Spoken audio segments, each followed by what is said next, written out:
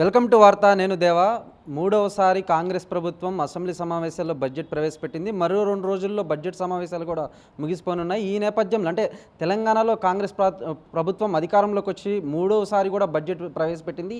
ఈ బడ్జెట్లో కూడా బీసీలకైతే మాత్రం అంటే బీసీల ఆశలు అడియాసలు అయ్యాయని అయితే మాత్రం పలు బీసీ సంఘాలు ఆరోపిస్తున్నాయి.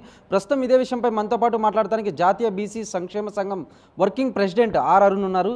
చెప్పండి సార్, 3 సార్లు బడ్జెట్ ప్రవేశపెట్టారు. అంటే గతంలో కూడా చూసుకున్నట్లయితే 10,000 కోట్లు కేటాయించాలి, బీసీకు ప్రత్యేక శాఖ ఏర్పాటు చేయాలని డిమాండ్లు చేశారు. కానీ ఈసారి కూడా అటువంటిదేవిది జరగలేదు. ఎలా చూడొచ్చు? మొట్టమొదటి మేము ఏం చెప్తున్నామంటే కాంగ్రెస్ బీసీల బడ్జెట్ పక్కన పెట్టండి. మీరు అక్కడ కుమేర్లో జరిగిన 2 నెలల పసికందుని తొక్కి చంపితేనే ఆ పార్టీ పట్టించుకోవట్లేదు ఇప్పటివరకు. నకిలీ మొత్తం నకిలీ ఫోరెన్సిక్ సర్టిఫికేట్లు రిలీజ్ చేసి నార్మల్ చావని చెప్పి ఇప్పటివరకు కూడా అరెస్టులు చేయలేదు ఈ కాంగ్రెస్ పార్టీ.